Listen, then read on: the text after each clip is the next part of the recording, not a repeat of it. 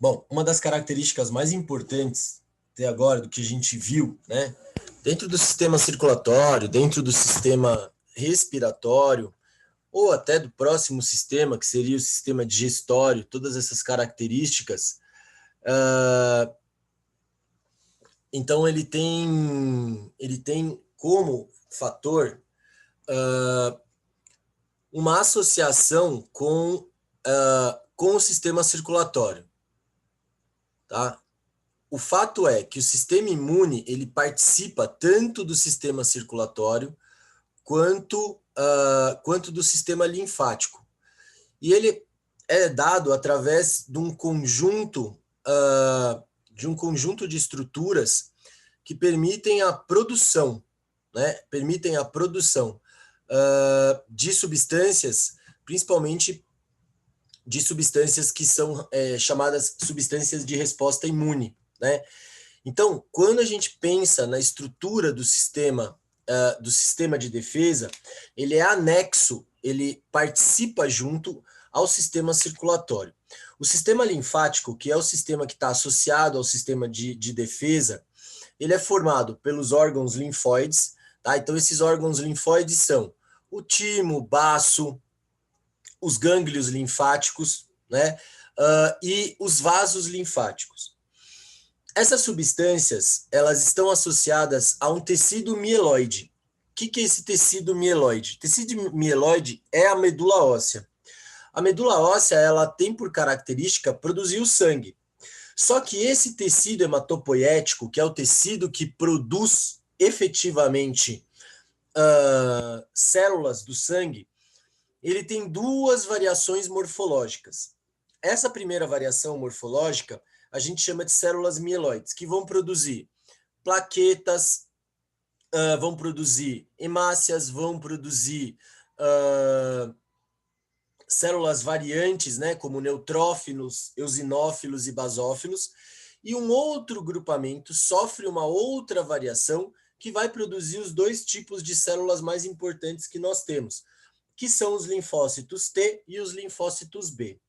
Outra estrutura bastante importante presente no sistema linfático, que é um sistema que atua junto ao sistema do nosso corpo sanguíneo para defender o nosso corpo, são o baço, o timo, os gânglios linfáticos e os vasos linfáticos.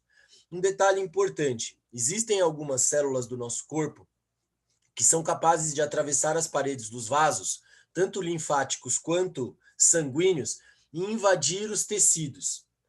Esse processo de passagem de um lado a outro é chamado de diapedese. Essa diapedese, ela é fundamental na proteção, principalmente quando há injúria plasmática, ou seja, quando você tem, por exemplo, um ferimento. Então, essas células, elas conseguem migrar do sistema de defesa, do sistema sanguíneo para o sistema linfático. Então, a medula óssea, ela vai produzir as células normais do seu sangue, como o eritrócito, e ela vai produzir outros dois tipos variantes de células, que são as células brancas e as plaquetas. As plaquetas, elas estão mais associadas à cicatrização, mas as células brancas, elas vão produzir neutrófilos, linfócitos, eosinófilos, monócitos e basófilos. Essas 5 células, neutrófilos, eosinófilos, linfócitos, basófilos e monócitos, essas 5 células, elas são células divididas em 2 grandes grupamentos, chamadas de células granulócitas e células agranulócitas. Esses grânulos, eles estão muito relacionados à presença de ribossomos, complexo de Golgi e retículos endoplasmáticos. Por quê? Porque essas células, elas são de alta demanda bioquímica. Como elas são de alta demanda bioquímica e principalmente de alta demanda proteica, elas vão produzir substâncias que vão estimular o nosso corpo a produzir anticorpos, tá? Então você tem variações dessas estruturas, elas são reconhecedoras de substâncias estranhas e são capazes, em sua maioria, de fazer fagocitose. Então, quando elas fazem fagocitose, elas degradam o composto orgânico, o ser vivo, e aí eles apresentam isso para células de defesa, chamadas de linfócitos. e esses linfócitos eles podem produzir variações morfológicas de células chamadas de NK. Essas células NK, elas são fundamentais para a destruição de células estranhas ou corpos estranhos, tá? Então, elas têm essas características de realizar um processo chamado fagocitose. Ao realizar esse processo de fagocitose, elas liberam essa substância no sangue e tem por característica desencadear a produção de anticorpos. Então, quase todas as células de defesa, elas fazem fagocitose. Então, os basófilos, por exemplo, eles liberam histamina e heparina. A histamina é um antialérgico, tá? São processos inflamatórios. Então, ela é uma substância liberada pelo basófilo em processos inflamatórios. E a heparina é um anticoagulante. Então, por exemplo, ela mantém a fluidez do seu sangue, tá? Os eosinófilos e os neutrófilos são aqueles que a gente considera em maior quantidade no nosso sangue, de células de defesa.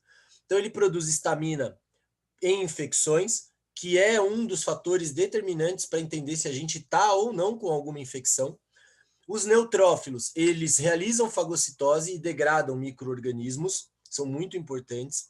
Os mastócitos, eles liberam histamina quando o tecido é lesado, então por esse motivo você tem a região machucada com uma temperatura maior, exatamente por causa da atividade metabólica desse mastócito.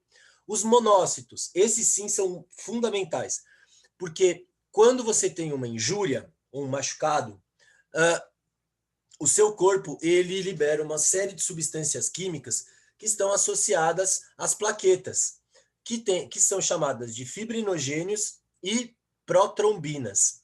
Isso faz com que o mastócito sofra uma modificação morfológica e se transforme numa célula em caráter ameboide chamada macrófago. Ela atravessa as paredes e fica ao lado, ao redor, na borda do ferimento, sempre atenta a uma entrada de um corpo estranho. É o macrófago, por exemplo, que migra do sangue para a pele quando você tem a entrada de um corpo estranho, por exemplo, num poro do pelo. E aí ele vai lá, engloba, mata, morre, e é o que forma o pus, tá? É o que forma aquela coisa esbranquiçada que você espreme. E esse macrófago, né, então ele vai fagocitar os patógenos e vai apresentar esses antígenos para as células linfóides, que são o linfócito T e o linfócito B. Essas células linfóides, elas apresentam esses antígenos e os linfócitos T, eles produzem anticorpos, tá? E automaticamente, ao produzirem os anticorpos e matarem esses organismos, eles automaticamente eles têm a capacidade de produzir substâncias que são chamados de aglutinogênios. É igualzinho, funciona igualzinho no sangue. No sangue você tem a aglutinina e o aglutinogênio. Então, você vai sempre ter uma proteína reconhecedora. Então, esse é o processo de vacinação, por exemplo, que nós estamos passando agora com o Covid.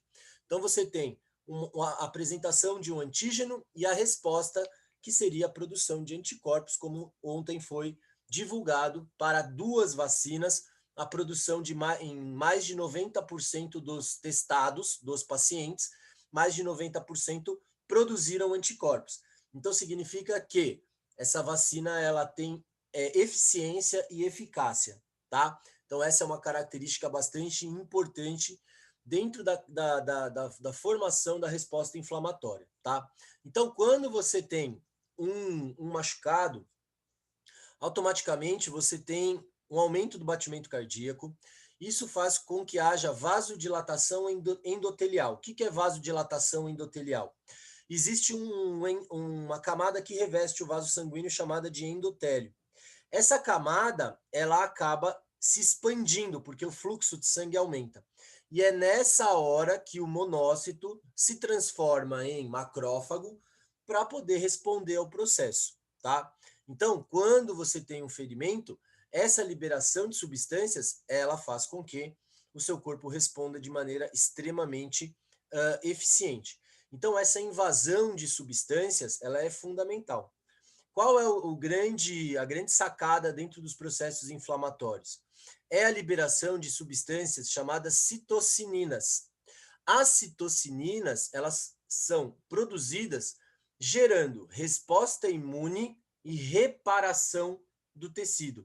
Então, por que que um dos primeiros exames feitos para o COVID é o que a gente chama de tempestade de citocininas?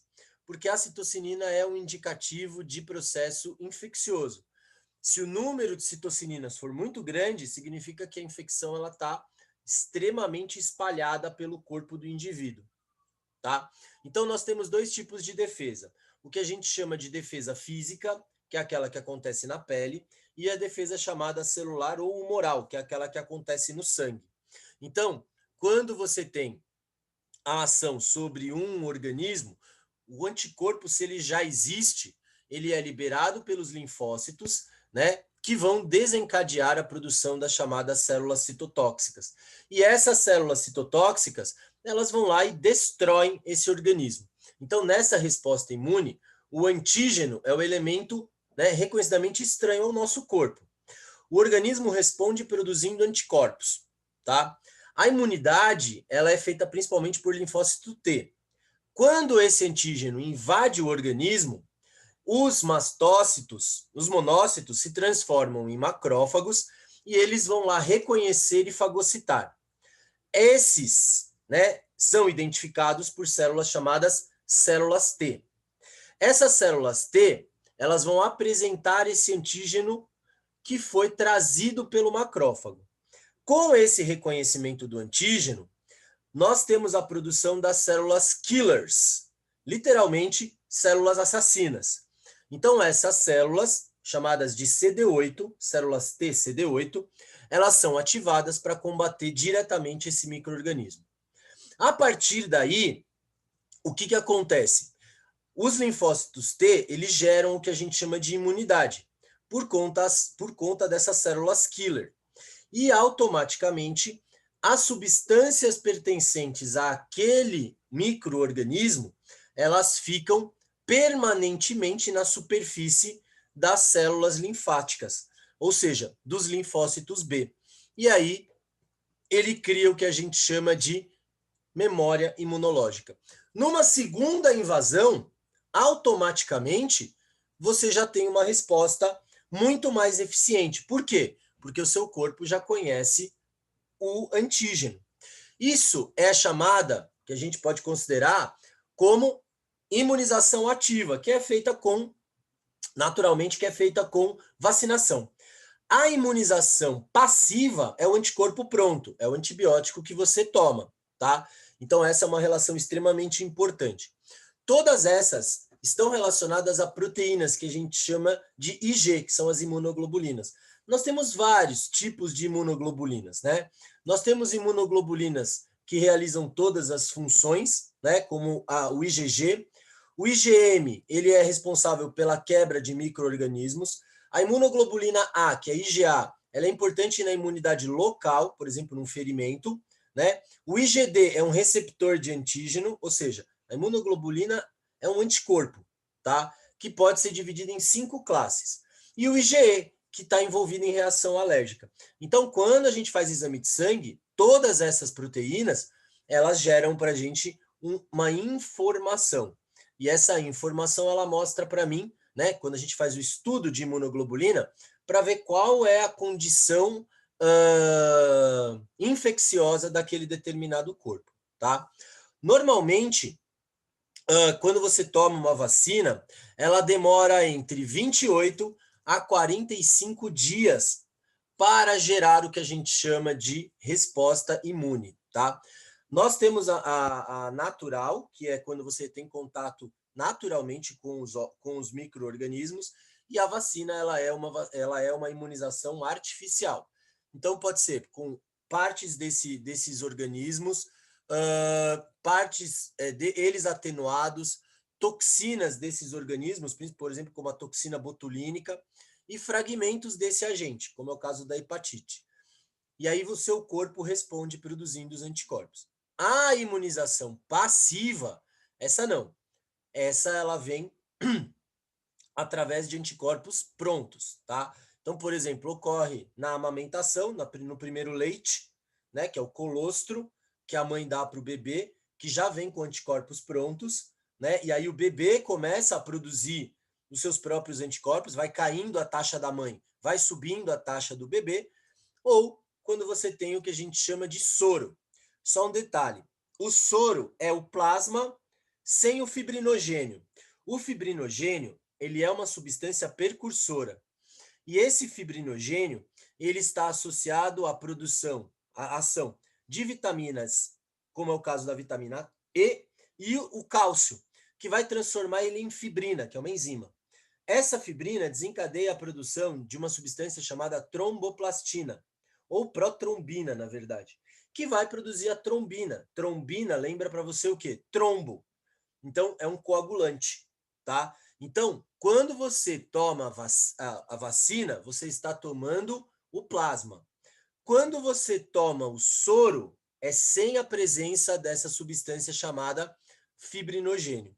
Então, essa é uma característica muito particular do nosso sistema imune, tá? Então, o soro, ele pode ser antiofídico, ele pode ser anticrotálico, que é o da cascavel, pode ser antibotrópico, que é o da jararaca, antilapídico, que é o da coral verdadeira, né? Antilicosídico, que é o da aranha marrom.